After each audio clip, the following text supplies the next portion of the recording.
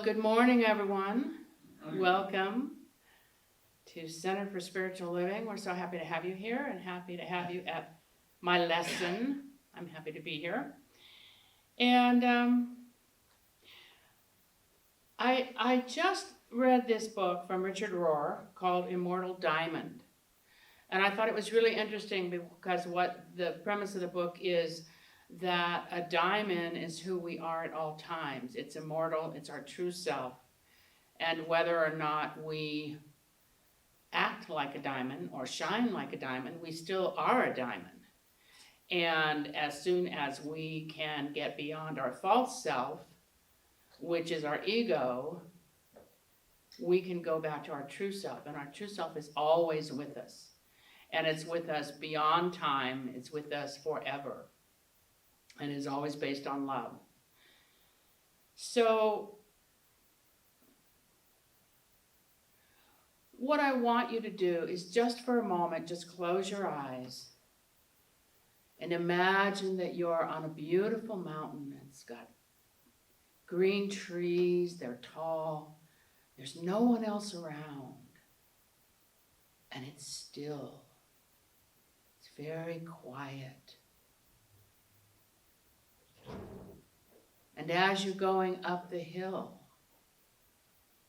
you see a cave in front of you. And you think to yourself, what would it be like if I rolled the rock away and went into that cave? And somehow, miraculously, through God, we were able to open the door of that cave. And we walked in and it was kind of gray and dusty. But it was light. There was just a shadow of light. And as we pushed the door open a little bit more, it got lighter. And we decided that we are willing to walk across the cave floor, because there was a chest, and it was a wooden chest with metal hinges. And I was really curious about what was in it. I wasn't afraid, but I was interested, and I was willing. And I went over to it and I opened it up. There were the most beautiful jewels I've ever seen. Red stones and green stones and opal and the pearls and necklaces and rings. And they were shining. And they weren't dusty. And they didn't look old. They were beautiful. And I realized that's who I am. The immortal diamond who is always there, always bright, always filled with joy.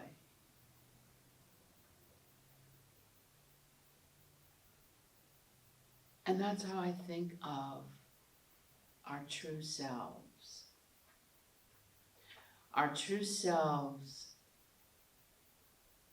are those stones, are those jewels, just sitting for us to embrace how beautiful they are and how wonderful it is to resemble and to be those beautiful stones. And the interesting thing is, one of the sections of the book is talking about signs and symbols. And I always believe in signs and symbols, and I always say to God, I want some signs and some symbols about these things. I want what is my inner self to be released so that my outer self is who I really am, my true self. That's okay, because speaking of true selves, We know who is a true self. Yes. Thank you for being here. So, what I'm gonna read a section of this book. Or this one? Okay. And here's a short poem that he is from William Stafford. There's a thread you follow. It goes among things that change, but it doesn't change. People wonder about what you are pursuing. You have to explain about the thread, but it is hard for others to see. While you hold it, you can't get lost. Tragedies happen, people get hurt or die, and you suffer and get old. Nothing you can do can stop time's unfolding. You don't ever let go of that thread. And that thread is your true self. And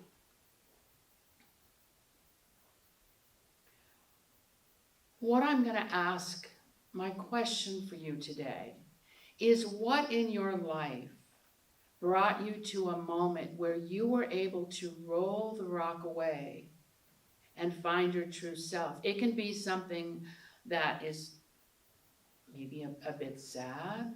It can be something that's joyful. Some moment in your life. An example is that in my life, I was invited to Unity of Seattle for their Easter service, and I hadn't been to church in many, many, many years. And I had just finished treatment for an illness that I'm free of, but it was, you know, like treatments, sometimes they can be uncomfortable. But I always knew that it was good. And I always knew that somehow I was blessed. And my friend brought me to Unity of Seattle. It happened to be on Easter. And I thought about that later. And I thought, oh my goodness, I was able to see a manifestation of how the rock is rolled away. And how goodness comes from that. And change comes from that. And your true self comes from that. And I mean, I've never stopped going to Unity. I don't think, or Unity or CSL. I mean, I think I've been here every Sunday that was possible. And if I haven't been here every Sunday, I've been at my computer watching.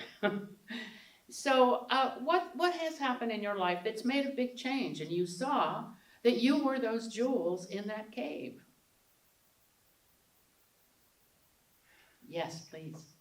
When I was about 8 or 9, I got tired of emptying out bottles and hiding bottles. Yes.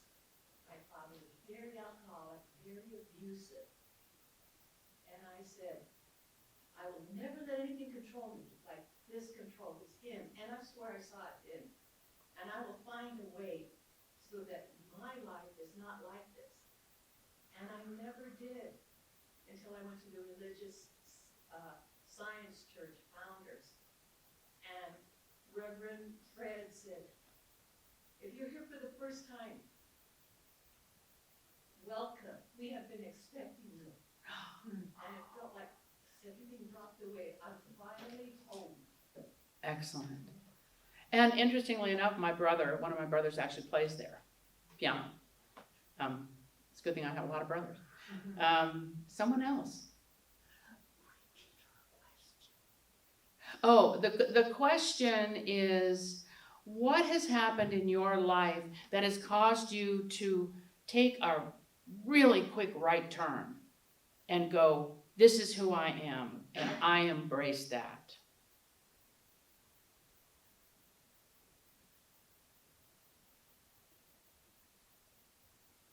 Someone? Anyone? Well, okay. I guess another question is, what in your life has created a change that made you aware of consciousness of God in your life at all times?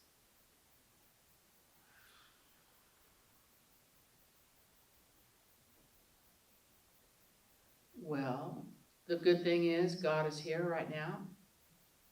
And I feel very blessed to be able to share this with you. And I think that if you have an animal, your rescuing them has changed their life. If you have a grandson or granddaughter, hugging them has changed their life. If you have a neighbor that you really like, understanding something that has happened to them, not judging, but understanding it.